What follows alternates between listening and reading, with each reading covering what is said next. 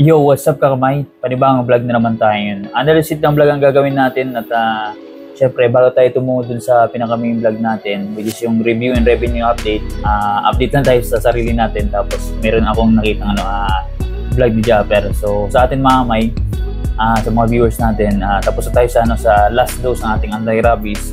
So piece of advice ng mga kamay sa mga viewers natin dyan na huwag nating isang tabiyo sa walang bahala mga kamay. Pag once na nakalimot kayo at nasabihin natin malit na excretion or kagat or hindi man siya tumagos o na dumugo, so kailangan yung mga kamay na magpaturok pa rin ng anti-rabies kasi mayroon akong kasama doon mga kamay na nineglect niya after kumbaga 2 beses siya na parang na download yata o nakagat.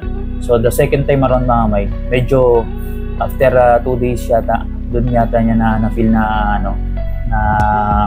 parang sumamang pakiramdam niya, pati yung aso or yung hayop na inalagaan niya, doon niya napagtanto mga kailangan niya pumunta sa hospital para magpaturok ng anti-rabies. So kumbaga once na advice ko lang, once na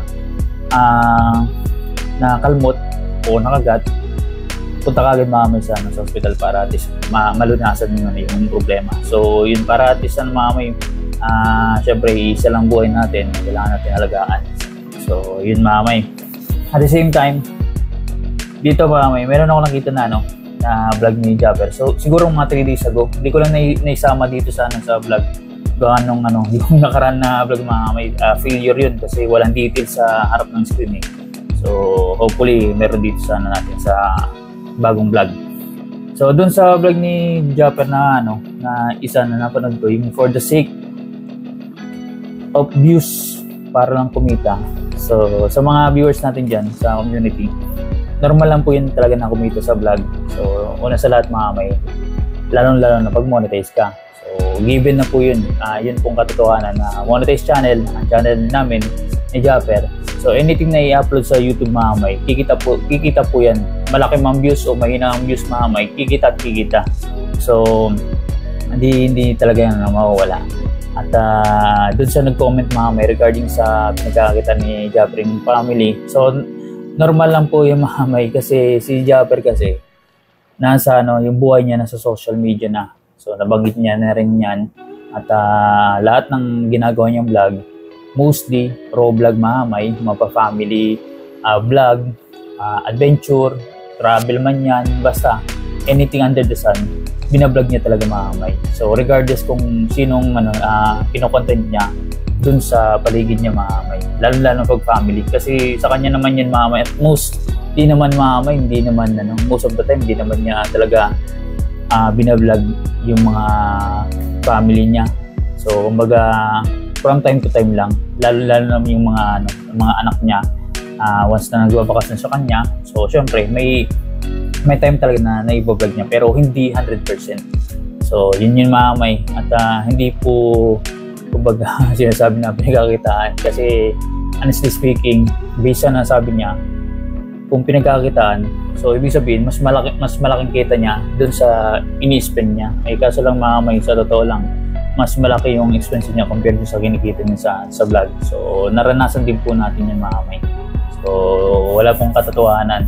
Ang lang kasi, ang kagandahan lang kasi, may mga iba kasing vlog mga kamay na talagang maganda yung kinakalabasan ng views, pati yung revenue, kaya kumikita ang isang content creator. So meron nagbubumba. Kay Japper naman, kahit nasabi natin bagsak ang views, maganda pa rin yung nagiging output kahit pa paano. So lamang pa rin yung kinikita niya sa pag-vlog compared sa nangangamuhan siya bilang driver mga kamay. So yun. At shoutout doon sa nagsabi mga kamay or narinig ni Japper. So hopefully mga kamay may ayos natin, kahit nasabi natin na na yung comment is negative or positive man yan. So kumbaga pag-isipan natin mabuti mga kamay yung natin, babanggitin mga kamay, para at least kumbaga ilagay natin yung sarili natin sa tao na pagsasabihan natin, para mag-reflect ba kung anong magiging impact dun sa individual. So yun mga kamay, yun lang para sa akin. So para at least all goods tayo. So dito na tayo mga kamay sa pinaka-main vlog natin. At sabi ko nga sa inyo mga kamay na iikutin natin yung mga content creators dito or vlogger dito sa Sorb family, sa community natin. At nakaka-30 na tayo ngayon, another 15, so bali 45. So nasa estimate ko nasa 200 yata kami, 200 plus. So hanapin ko yung iba, active man o inactive. So i-vlog natin para baka may mga viewers tayo dyan na gusto subaybayan o tingnan yung update ng mga content creators na dinidiscuss natin. So lahat ng details mga may mapapanood niyo po sa screen natin para masundan niyo po ako at gumawa ako ng RPM sa kada channel. So yung iba pare-paras, yung iba iba naman yung RPM at i-convert natin sa estimated revenue sa dollars pati sa Philippine peso at yung base natin is through vlogging mga may yung base ng competition. So para sa alam niyo po mga may sa mga bagong pasok dito sa channel. So yun, umpisa natin mga may kasi medyo mababa to. Sa number 1, syempre, sinelect natin si Mika, Jeminukum TV. So ano to, secretary ni Bajabber sa mga parang admin assistant jobber sa clothing, tas sa mga projects sa TRT mga may, sa mga at nang nagpapadala mga may, siya nagmamanage niyan. So kumbaga representative ni Jabber. Si Mika mga may, meron na siyang 30.8k na subscribers count, malaki na po yan mga may. Ang kaso, hindi na po siya nakakapag-vlog, 11 months ago po ang pinaka-latest niya. So, almost 1 year. At nakita ko ng mga kamay, hindi pa naman siya matidemonetize kasi nag-live stream siya siguro mga 2 weeks ago. Active pa naman. Pero, as sa monetize channel mga kamay, sa mga viewers natin na content creators, pag monetize na po kayo mga kamay, kailangan niyo rin po ma-maintain yung 4K watch hour para ma-monetize po kayo. So hindi po yan na stagnant niya na pag once na monetize kayo, pag pinabayaan nyo, monetize pa rin kayo. So within 365 days, kailangan nyo po ma-maintain yung 4K watch hour. Kasi pag hindi, ma-demonetize kayo, tapos magre-reply kayo. Ulit, tulad nung nangyari kay Kaping Stalsic, kay Kalong Hair, ganun po nangyari. So pinabayaan, walang upload, walang activity. So most like na bawas ang watch hour at kailangan niya i-workout ulit. So ganun din ang mangyayari kay Mika pag once na hindi niya yan si Cassie. So, sayang. So, anyways, pangalawa, dito mga may, na galing dun sa Burias, si Joy, the Island Girl. At si Joy, mga may, meron siyang 17.2k na subscribers count. Ang vlog niya is 7 months ago. So, wala tayong details makapakita kay Joy, the Island Girl. So, ang update lang na masasabi ko sa inyo is nakapokus kasi ito si Joy the Island Girl sa school. Kasi college niya ito mamay at alam ko brain ni mamay. Kumbaga nasa matalino mamay.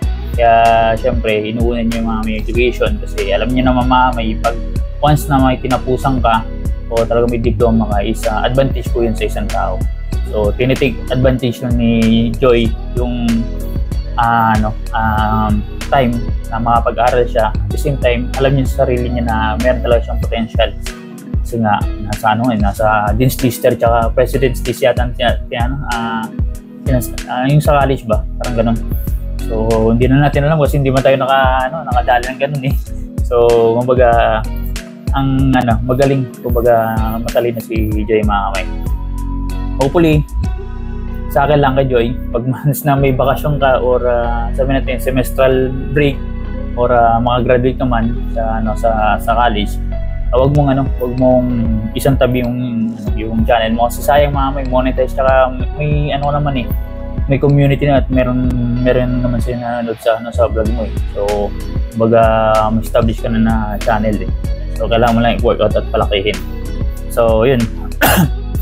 Pangatlo mamay, ito taga Bukana din, si Sister Red Official. Meron na tong 51.6k na subscribers count. Malaki na rin mamay. 50. Sana all.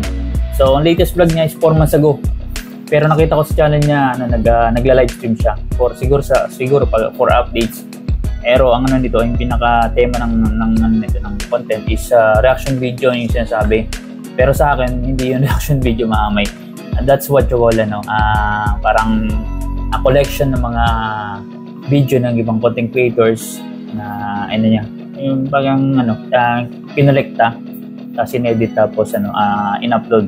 So kasi ang reaction video tapos commentary, yung nagre-react ka, may ambag ka dun sa sa video na ni-reactan mo. So nagko-comment ka, nagsasalita ka prior or after nung video na kinuha mo. So yun pong valid na reaction o commentary dito sa mamay. So nandun ka, nag-exist ka sa content na kinuha mo sa ibang content creators. Pero si mamay, si Stret, since 4 months ago, wala siyang revenue na may lalabas dito sa August kasi wala tayong nakuha ng details, mamay. Hopefully magtuloy-tuloy pa rin siya at wag lang siya na ma-check ni YT regarding sa content kasi parang parang babagsak, mamay, sa totoo lang, mamay, pag ganun. Pag hindi mo kasi content, mamay, may chance na ma-demonetize ka, mabigyan ka ng strike or severe na penalty channel. So ito, mamay, dadaon na tayo sa pang-apat. Ito, matagal-tagal na rin ito hindi nakapag-vlog. At nung tinignan ko yung channel niya, may naging vlog siya. So si Kapayaso TV, mamay, si Lali, 4 months ago yung pinaka-last niya talaga. Tapos nung nakita ko yung August, meron siyang in-upload na isa. So si Lali, mamay, meron siyang 37.4k na subscribers count. Nabanggit ko, isa yung vlog niya this August. So ito na ba yung hudyat, mamay, na ang pagbabalik ng Kapayaso sa pag-vlog. 4 months siya na nahimik, mamay, sa mundo ng YT. Dun sa isang vlog na yun, nakakuha siya ng 6,200 views. So ibig sabihin, kahit hindi siya nakapag-vlog ng 4 months, may impact, mamay. Malaki na to, mamay, kasi sa amin nga, hirap na hirap kayo mga 1,000 views eh. So ibig sabihin, may potential ng channel ni Kapayaso. So if I were you, sa Tagalog, kung ako nasa sitwasyon mo, magtutuloy ako sa pag-vlog. So kumbaga, kung ano man yung output ng vlog mo, for sure may revenue na maayos yan. So yun, yung estimation ng revenue ni Lali dun sa isang vlog is $12. Kaya pag kinonvert natin yan sa Philippine peso, that's around 710 pesos. At isipin nyo, may isang vlog 700 pesos. I-times nyo ng 30 days kung daily vlog siya. Nasa 20k, di ba? So yun po ang pag once na in-itemize natin. Tapos pag tinimes natin, malaki pala, di ba? So sana may isip ni Kapayaso na mag-vlog, mag-active ulit. Yun. Makati pa rin, mamay. So hopefully si Japper, mamay, naka-recover na sa ubo. At dito na tayo, mamay, sa panghima. Ito, sa Team Kapanalig, si Didit TV. At matagal natin din na-discuss dito sa review and revenue update. Si Didit, mamay, meron siyang 15.1k na subscribers count. So medyo malaki na rin, mamay. Kasi last time nasa 10,000 yata or 11. Lumaki na. So si Didit, naka-11 siya na vlog this August. Hindi pa po tapos. August 19 yata niya ngayon o 18. Doon sa 11 na yun, nakakuha siya ng 24,500 views. Which is pag kinonvert natin sa estimated revenue sa dollars, that's around $44. Sa Philippine peso naman, that's around 2,523 pesos. So kailangan lang, mamay, ituloy-tuloy ni Didit TV yung pag-vlog. Kasi when it comes sa vlogging, mamay, pagka ganito, hindi siya naging hyperactive. Mostly hindi niya matatagos yung minimum ng $100. So lalo mahina ngayon ng yung impact or nakukuhang views ng mga content creators. So kailangan niya maghapit para makakuha siya ng at least minimum ng $100, mamay. So yun lang. Dadawa na tayo, mamay, sa pang-anim. Ito, medyo matagal din natin na-discuss, si Ralby Joyce Cabagis, mamay, si Ralby. So si Ralby, meron siyang 36.8k na subscribers count. Nakapag-vlog po siya ngayong August ng 2. So hindi rin active si Ralby Joyce, siguro due to schooling, kasi nag-aaral to, mamay, college na rin. At syempre SK to, mamay. So medyo yung activity nito sa personal medyo busy. Doon sa dalawang vlog niya, nakakuha siya ng 989 views. So halos hindi po nakasambot ng ng 1,000 views. So kumbaga bagsak. Pag kinonvert natin yan sa estimated revenue, that's around $2 sa Philippine peso, that's around 102 pesos. So kumbaga malabo tumamay. Pag sa vlog, malabo talaga itong mga sahod sa YT. So hopefully yung perks niya, lalo na sa membership, maraming pa-member sa kanya, para baka may chance na makasahod to every month, kahit man lang sa minimum $100. At hopefully mamay si Ralby Joyce kung nanood sa atin, at si Ate Jopi, so huwag niyong pabayaan yung YouTube channel niyo, i-active pa rin nyo yan kasi monetize yan Sabi ko nga sa inyo, mahirap po ma-monetize yung channel, lalo na pag once na hindi ka kilala. So kumbaga sikapin niyo na makapag-vlog pa rin mamay. At kahit pa paano, sabi natin maliit man o malaking kita dyan, at least gumagalo yung channel. So yun, malay nyo makatalisod kayo ng maayos na views kasi walang imposible dito sa sakog mamay. So lahat posible. Dadako tayo sa pagbito. Ito, matagal din natin dinadiscuss si Kapakpak, si Silagila. So si Kapakpak meron siyang 41.7k na subscribers count. Nakapag-vlog po siya this August ng 2. So, hindi rin masyado active. And most likely, hindi talaga active talaga si Kapakpak sa pag-vlog sa kanyang channel. Kasi kung nasa lahat, siya nag-aaral, graduate lang. At the same time, syempre, yung mga personal na activities siguro na ginagawa sa buhay, kaya hindi nakapag-vlog. At doon naman sa dalawang vlog niya mamay, nakakuha siya ng 2,907 na views. So nakasambot ng 1,000 plus si Kapakpak. Pero yun, matagal-tagal na hindi active. Doon sa total views, pag kinonvert natin yan sa estimated revenue, that's around $5. Sa Philippine peso naman, that's around 299 pesos. At dito, based sa assessment natin, pag hindi ito nagtuloy-tuloy si Kapakpak, for sure, hindi ito makasahod ng $100. So, ang ang chance na lang ito makasahod ng $100, pag once na yung membership niya is marami naka-member doon. So, ayun. Pangilan na ba? Dadako na tayo sa pang-8. Ito, ang tagal din natin dinadiscuss. Ska-Welder Official. So, Ska-Welder, meron siyang 17.4k na subscribers count. Nakapag-vlog lang po siya ng 2. So, hindi rin active mamay pag-upload.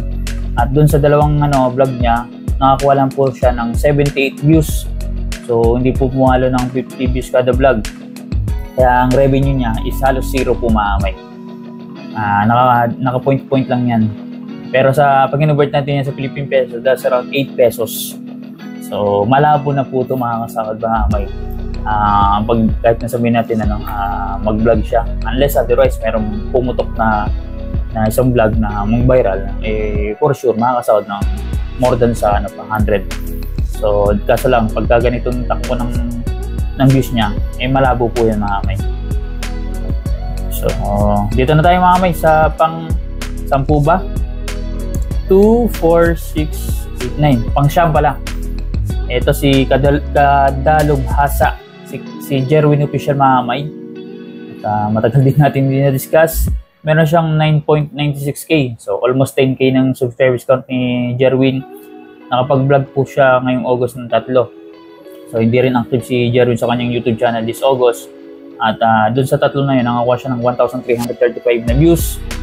Halos hindi po nakakuha ng 1,000 views. So, tulad natin mamay. So, hindi rin tayo nakakasapul ng 1,000 views na consistently or more sa 1,000 views. Taghirap talaga ngayon. Dun sa views na yun, pag kinonvert natin yan sa estimated revenue, that's around $2. Sa Philippine peso naman, that's around 137 pesos.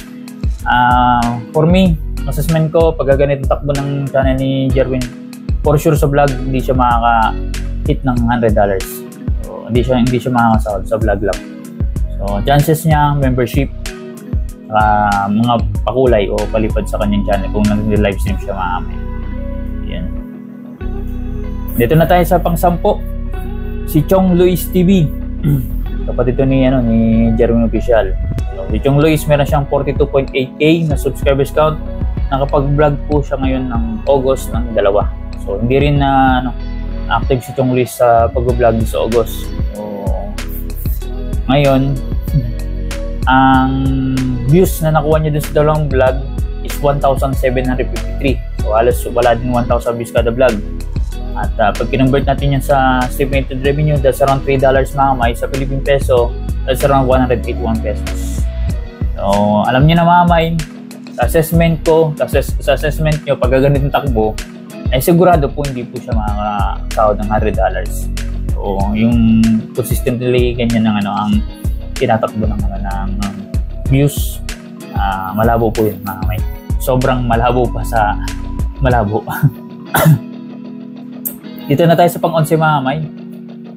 Itong pang-11, yung nanay ni Kamuning, si Charito Vlog, si Ate Nene. Si Ate Nene mga may, meron siyang 9.32k na subscribers count. O tumataas na, Ate Nene na almost 10k ka na. Nakapag-vlog po siya ng ng 3 lang this August, hindi rin active si Ate Nene. At doon sa 3 lang nakakuha lang siya ng 1,344. So halos hindi po pumapalo ng 1,000 views ang most na i-discuss natin, pero hindi naman lahat. Doon sa views na yon, pag kinonvert natin sa estimated revenue, that's around $2 lang po mga may. Sa Philippine peso, that's around 138 pesos. At for sure mga may, malabo din itong mga sahod si Ate Nene sa kanyang YouTube channel pag ganitong takbo consistently. So hanap lang siya ng magwa-viral ba. So yun ang talagang iniisip ng content creators, paano ba magba-viral. So darating po yun mga may. So next mga may, pang 11, 12, 13, pang 11 na mga may. 11, 12, 13, 14. Hindi, pang 12 na pala. Si Captain Dudong Official. So sa mga kapatid ni Kamars, yung Jan Igor. Si Captain Dudong meron siyang 58.1k na subscribers count. Nakapag-vlog po siya ngayong August ng 1. So ito rin mga may, hindi rin active sa kanyang YouTube channel. Doon sa nag-iisang vlog, nakakuha lang po siya ng 451 pesos. So hindi po bumali ng 1,000 views yung isang vlog. Kaya pag kinuha natin yung estimated revenue niya, that's around $1. Sa Philippine peso, that's around 46 pesos mga may. Alam niyo mga may, ito si Captain Dudong, hindi ko alam mga may bakit bumagsak kasi okay naman yung takbo ng channel niya lalo sa pag-layout. So nawala lang siguro, na-discarry lang mga may yung proseso mga may. Sa akin lang, pag once na nagtuloy-tuloy sa pag-vlog, may chance to na bumalik yung maayos na views. So okay naman yung channel nito dati. Malalaki naman ako na views sa kanyang vlog, lalo na pag lumalaot. So yun lang, yun ang advice ko mga may. Kailangan lang consistency talaga tumuloy. So tulad sa akin mga may, hindi ako consistent, talagang babagsak tayo. So ngayon pala na tayo na bumabalik sa vlog, lalo na napasalit tayo sa challenge mga may. So yung challenge na to is very challenging. Mahirap mga may, makakuha ng vlog na 40 minutes kada isang vlog. So yun, dito na tayo mga may sa pang 13. Si Inday Ganda Official, si Maring Inday. So mayroon siyang 22.4k. Bubulil ako, 22.4k. Nagkakabaliktad na subscribers count. Nakapag-vlog si Maring Inday ng 11. So medyo semi-active pag-vlog. At doon sa 11 na yun, nakakuha siya ng 15,915 na subscribers count. At pag kinonvert natin yan sa estimated revenue, that's around $29. Sa Philippine peso naman, pumapalo siya ng 1,639 pesos. So based sa assessment natin, may a little bit of chance na makasahod through vlogging. Basta tuloy-tuloy lang si Maring Inday. At nakita ko mamay na pagpunta ni Kamuning dun sa Mindanao, siya yatang sumambot. So nakakuha yata siya na maayos sa views. At tingin ko yun na lang maging niche ni Maring Inday. Magsundo siya ng vlogger sa airport para malaki yung views. Yun lang ano, kidding aside mamay. So kailangan lang talagang maging consistent sa pag-vlog. Okay naman dating yung takbo ng channel at at the same time siguro mamay makakasahod to dahil sa may mga perks to, membership, kaya super chat mods ng live may mga supporter na si Maring Inday. Ganyan channel. Through vlogging medyo tagilid lang sa revenue. So dito na tayo mamay, malulubot ang natin laptop. Tatapusin na natin pang 14. Yung pang 14 natin mamay, ito si Kahilas Official. So magkasunuran yung discuss natin. Siyempre pag winigan may Kahilas. So yun, si Kahilas mamay meron siyang 8.3k na subscribers count. Nakapag-vlog lang po siya ng 3 this August. So hindi rin active si Kahilas sa kanyang pag-vlog. At dun sa 3 na yun nakakuha siya ng 11,100 na views. At pag kinonvert natin yan sa estimated revenue that's around $20. Sa Philippine peso naman, pala siya ng 1,143 pesos. So ito mamay, si Kahilas, ako based sa assessment ko may impact to sa vlogging. So kung titingnan niyo mamay sa 11 mil, pag dinabay mo sa 3, halos 3,000 ng 3,000 plus ang vlog. So dati nga mamay kung sa nagbo-vlog yan, nakakuha siya ng more than sa 3,000 o 5,000 na. So isipin mo, baguhan pa lang sa pag-vlog, talagang meron na siyang talagang community, small community or sumusuporta po sa kanya. So ngayon kung nakapanood ni Kabungot at ni Kahilas, kailangan yung mag-active. Kasi sayang ng opportunity, may viewers kayo, i-take advantage nyo ng opportunity. Kasi sa akin, pag nabigyan ako ng chance na gano'n na mayroon akong sinasabi na opportunity na may impact ka na, may viewers ka na ng consistent na 1,000, hindi naman 1,000, mga 5,000 views kada vlog, talagang rarat-sadahin ko talaga sa pag-vlog mamay.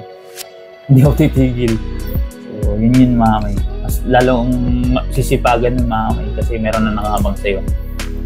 So yun. Ito na tayo mamay. Dito na tayo sa pinakalas, pang 15. Ito, Mrs. Nika Bugoy, si Kakilay, si Selaxi Official. Yan. Si Selaxi mamay, meron siyang 32.5k subscribers count. Nakapag-vlog po siya this August ng 13. Biruin niyo mamay. Halos yung masasabi ko, semi-active si Maring Kakilay. At biruin niyo, may trabaho pa yan At dun sa 13 na yon, nakakuha siya ng 75,000 views. So ibig sabihin mamay, pag dinivide natin 75 by 13, so pumapalo siya ng 5,700 na views. So ibig sabihin mamay, maganda yung tatakbo. Hindi naman siya talagang sobrang ganda na malaking revenue. At least meron mamay. Kumbaga may pagkukunan ng extra income. So kailangan lang ni Selaxi na maging active lang sa YouTube channel kasi meron na rin siyang supporters mamay sa kanyang channel, hindi lang yung kabuhay. So meron na sa kanya nag-back or may viewers na talaga siya. Doon sa 75k, pag in-estimate natin yan sa revenue sa dollar, that's around $135. Sa Philippine peso naman, pumapalo siya ng 7,725. So not bad mamay, 7,000 yan. Kahit nag-gross yan, i-less mon tax, okay pa rin yan. At hindi pa tapos ang August. So may chance pa yun na pumalo ng 10,000 and above. So ganun po yung mamay pag once na nag-assist tayo sa revenue update. So meron tayong konting idea sa analytics na may potential ang channel na binabanggit ko. So itong kasing mga dinidiscuss ko mamay, mostly dito mga maayos mong views dati na kumikita ng maayos. So sa kanilang vlog. So ang problema lang, hindi nila tinuloy mamay. Tulad nga sinabi ni Japper na naglaylo yung iba tinamad na, yung iba tumigil na kasi naisip na bumagsak, mas talong tinamad mamay. So yun, kumbaga sina Japper kasi mamay, pag bumabagsak ang views, gumagawa sila ng paraan mamay, nag-iisip pa sila ng ibang content na ipapatronize or papanoorin ng mga viewers sila. So ganun dapat mamay ang mindset. So yun mamay another 15 naman ang na-discuss natin at hopefully maghanap pa tayo ng ibang set ng 15 hanggang sa maubos natin yung 200 na yan o 200 plus at mai-report natin dito sa ating vlog. At yun, bago tayo magtapos, sobrang thank you sa lahat ng nanonood ng vlog natin kahit na sitong vlog at laging paalala ko mga may na don't skip ads. Abahan niyo po yung panonood ng vlogs ninyo sa akin man o sa mga content creators na sinusuportahan nyo kasi alam niyo na diyan po kami kumikita. So pag no ads, wala po yung kita for sure, 100% po yan, walang kita yan. At paano yan mga may, sobrang thank you at see you sa next vlog po natin, mga kakamay.